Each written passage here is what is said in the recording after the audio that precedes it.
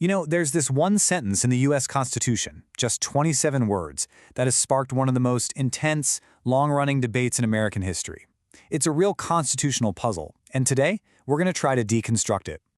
So it all really boils down to this one question. Does the Second Amendment give you, as a private individual, the right to own a gun for something like self-defense? Or is that right only for people serving in a state militia? And what's wild is that for over 200 years, the Supreme Court never really gave a straight answer. And here's why it's so tricky. Just look at the text. It's like two different ideas fused together. You've got that first part, the well-regulated militia bed. That's the introduction. Then you have the main event, the right of the people to keep and bear arms shall not be infringed. So, is the first part just an explanation for the second, or does it actually limit it? That single question is the key to the entire puzzle. So you've got this debate that's been bubbling under the surface for ages, right? Well, in 2008, it finally exploded in a landmark Supreme Court case, District of Columbia versus Heller. This was it, the moment of truth, where the court would finally have to pick a side.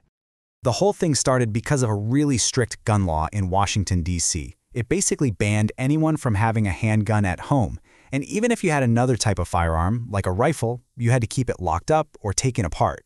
This made it pretty much useless for self-defense. So, a police officer named Dick Heller, who wanted a handgun for protection at home, sued the city. And just like that, the stage was set for a massive constitutional showdown. Leading the charge for the majority opinion was Justice Antonin Scalia. And he laid out an argument, a powerful interpretation of those 27 words that was about to completely reshape American law. And boom, there it is, his conclusion, laid out plain and simple. Scalia argued that the right to keep and bear arms belongs to the individual. Just like freedom of speech. He said that, yeah, the militia part is important. It tells us a key reason why the founders wrote it, but it doesn't limit the core right of an American to defend themselves. So the big question is, how did he get to that conclusion? Well, to get where Scalia's coming from, you have to understand this philosophy he was famous for, called originalism. The idea is basically this. The words in the Constitution should mean what people understood them to mean way back in the 1700s when it was written.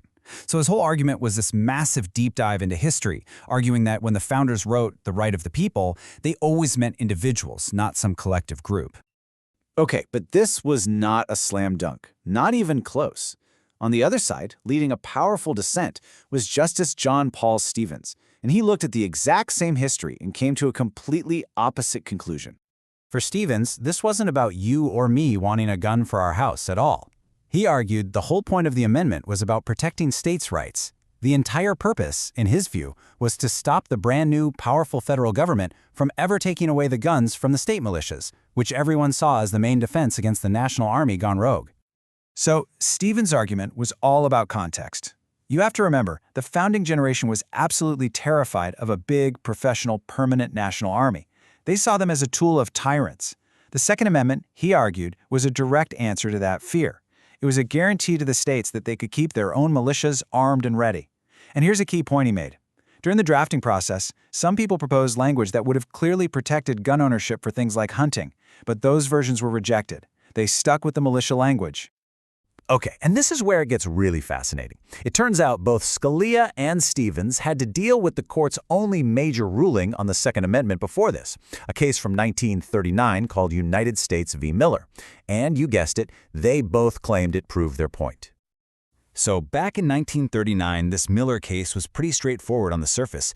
The court said a federal law regulating sawed-off shotguns was perfectly fine. But it wasn't the what that mattered, it was the why. And that reasoning became the central battlefield in the Heller case.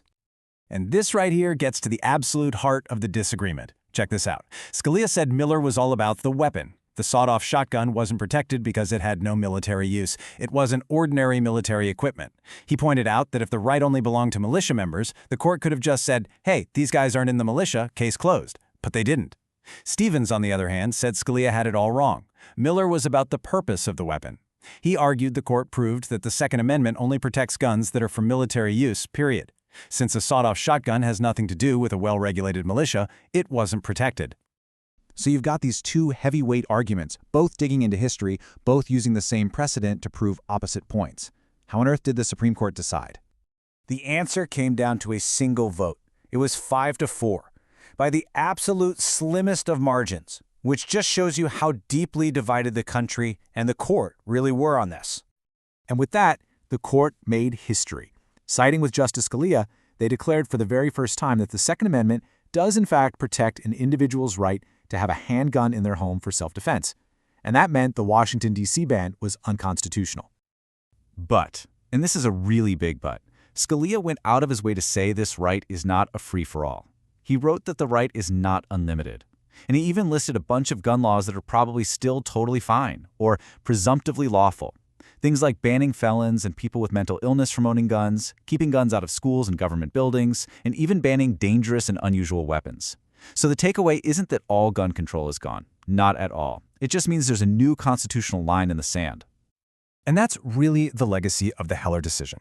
It answered one huge question, but it opened the door to a dozen more.